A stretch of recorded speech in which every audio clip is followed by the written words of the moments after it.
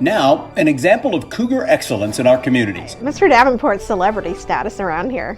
Mr. Ronnie Davenport has been a staple in Crosby ISD for generations.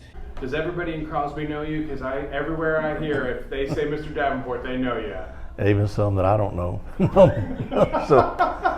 He taught, coached, and was a principal for a total of 40 years. Oh, you'll work harder for a principal when you know that they like you, they love you, and they support you. You'll work your tail off for them. All my 40 years here at Crosby, I was surrounded with good people. Mr. Davenport grew up in Crosby. He graduated in 1969 from Crosby High School. As a child, he played baseball, basketball, and football while his dad ran a service station. And I guess it's been my whole life because, everything I've learned growing up, I learned from either the teachers here or the church I went to, from my parents, from my classmates. Everything I've learned, I learned from them. It is putting agriculture back into the community. Here, you can actually come down and at times get dirt thrown on you. And at other times, you'll be able to walk up and actually meet the cowboys. Tonight, we salute the 21 members of the Crosby Fair and Rodeo Board, all volunteers. Their mission is to raise money to support student scholarships and prize money. We have a very good FFA program here in Crosby, and we have a very good 4-H program. And if it wouldn't be for those two organizations, we wouldn't have a mission here. Saw a need to give away this particular scholarship. We have a lot of individuals that are graduating high school going directly into the field. Right here, grand champion Larkin Steer. The 2022 rodeo raised $450,000 at auction, money that goes back to the kids. The results that you see from whenever they get their projects up here, and not only projects, livestock projects, but also the woodworking and ad mechanics and photography and cooking.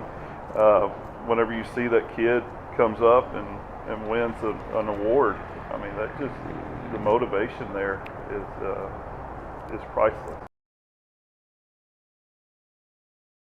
Tonight, we celebrate community partners who are helping our career and technical education, or CTE students, run their own businesses, whether it's flourishing in floral or pampering pooches.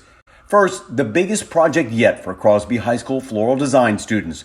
Sterling White Funeral Home and Cemetery commissioned a magnificent altar for Dia de los Muertos. Yes, remembering the loved ones are particularly important on the Day of the Dead, or Dia de los Muertos, because once we remember our loved one, it's keeping them alive in our heart. We also embrace diversity and culture. Many of our team members also have Hispanic heritage, and to us it's really important that we communicate with everyone in our community.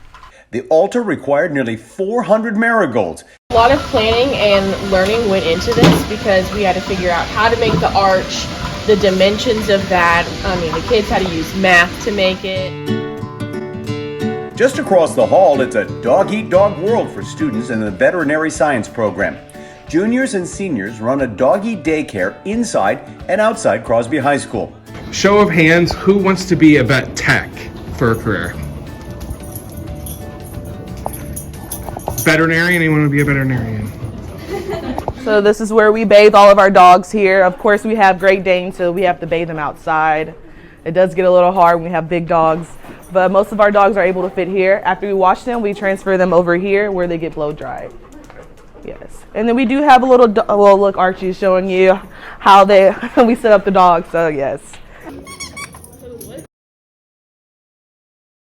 Tonight, we salute a teacher who dedicated her entire 50-year career to the students of Crosby ISD. I had said that I was going to work at least 39 years, but when the 39 years came so fast until I said, I'm not ready to go home now. Mrs. Delois Richardson was known for making stories come alive for her students. She was like an actress, when she read, and so I always, I loved whenever she would take that time and read to us, I changed my voice for every character.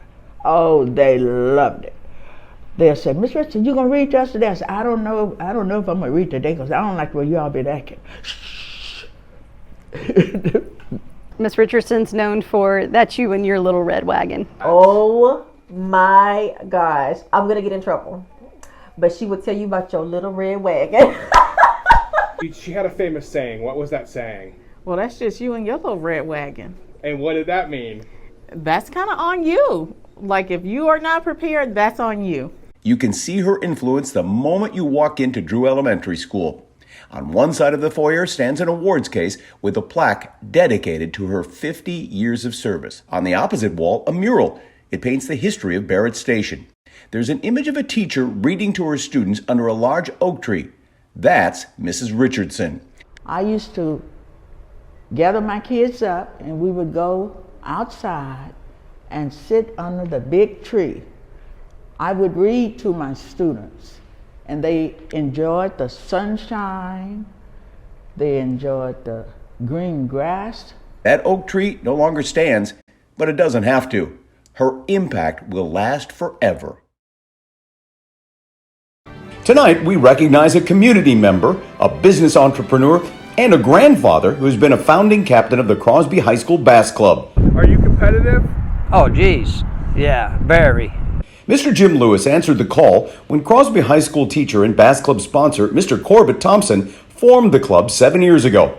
I don't know, and I probably don't want to know the amount of hours and dollars that he has given to make kids successful. Mr. Jim, as he's known, donates his time, his money, and the use of his 21-foot bass boat.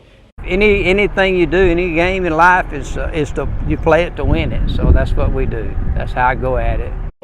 In years past, Mr. Jim captained his grandsons, creating lasting memories. This year, he's captain for the team of senior Weston Roach and junior Landon Darjean. I don't know so much about a role model. I think their parents did the role model, and I think and that's kind of how I was raised, because just to be respectful and enjoy the outdoors. There have been a few blooper moments this season. At the second tournament of the year at Lake Livingston, I hit Mr. Jim in the back of the head with a lure. He lost his hat and sank to the bottom of the lake. There's nothing like seeing a kid get so excited about catching a big bass. So that's what makes it worth all my while. Seeing those kids, they call it their personal best. If a kid can catch their personal best out of your boat, I feel like I've done a pretty good job. Crosby ISD and the Board of Trustees salute you, Mr. Jim Lewis, our Community Member of the Month. I'm actually going to A&M, and I'm going to be on the A&M bass fishing team, and I definitely don't think this would be possible if it wasn't for Mr. Jim.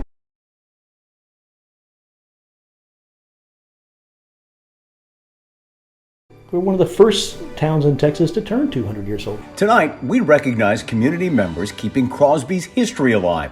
2023 marked Crosby's bicentennial.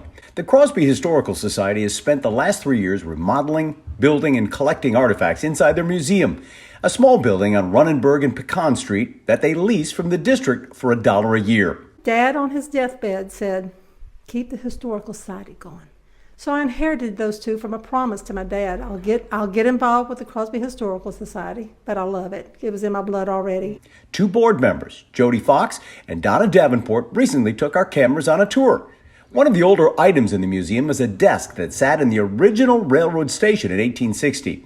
Gentry eventually became Crosby, named after banker Josiah Fraser Crosby. By the way, there's likely no truth to the rumor that Crosby was once called Lick Skillet. It's a term that it implies that you've arrived at an event too late to eat any food, and the only thing left to do is to lick the skillet. And so that's how it kind of came about. But you're saying there's no records of that? It never appeared on any voting rolls or census data, anything like that. Time capsules. One inside the museum dates from 1924. The flag you can see has 48 stars. There's another time capsule buried outside the museum. The Crosby High School class of 1986 plans to be back for their 50th reunion. Dude contacted me and said, is our time capsule still there? It's a big old piece of concrete. I said, yes, it is. He said, we're planning to get together if we're all still alive and come dig this up to see what we buried. Did they tell you at all what they put in there? No, I didn't. He didn't tell me. The Historical Society plans to bury a time capsule to mark Crosby's 200th birthday. I never realized this town had as much history as it did. It's one of the oldest towns in Texas. We think it's probably around number 13 in age. We've got to keep it alive. We've got to find kids. And kids, if you're at this meeting and listening to this, we need a younger generation to train and bring in to keep this history going. Crosby ISD and the Board of Trustees salute you, Crosby Historical Society, our community members of the month.